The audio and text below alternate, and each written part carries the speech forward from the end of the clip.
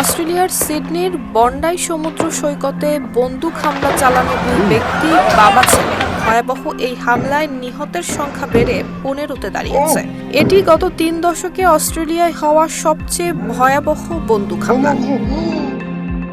জানা গেছে, হামলাকারী 50 বছর বয়সী সাজিদ আকরাম ঘটনাস্থলেই নিহত হয়েছেন এবং তার 24 বছর বয়সী ছেলে নাভিদ আকরাম হাসপাতালে আশঙ্কাজনক অবস্থায় চিকিৎসাধীন।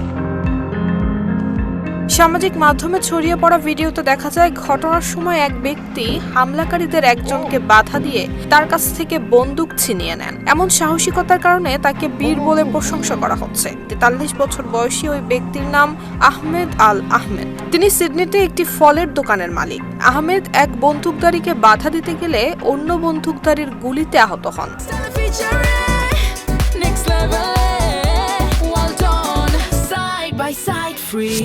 14 ডিসেম্বর ইহুদিদের ধর্মীয় উৎসব হানুক্কাহ উপলক্ষে সৈকতে একটি অনুষ্ঠানের আয়োজন করা হয়। সেখানে শত শত মানুষ উপস্থিত ছিলেন। প্রত্যক্ষদর্শীরা বলছেন, সন্ধ্যা 6:30টায় হঠাৎই বন্দুকধারীরা এলোপাতাড়ি গুলি চালাতে শুরু করে। মুহূর্তের মধ্যেই এলাকা জুড়ে সৃষ্টি হয় আতঙ্ক এবং সেই সাথে মানুষ নিরাপদ আশ্রয়ের খোঁজে দৌড়াতে শুরু করেন। সে সময় প্রায় 50টির মতো গুলির শব্দ শোনা গেছে বলে জানিয়েছেন প্রত্যক্ষদর্শীরা।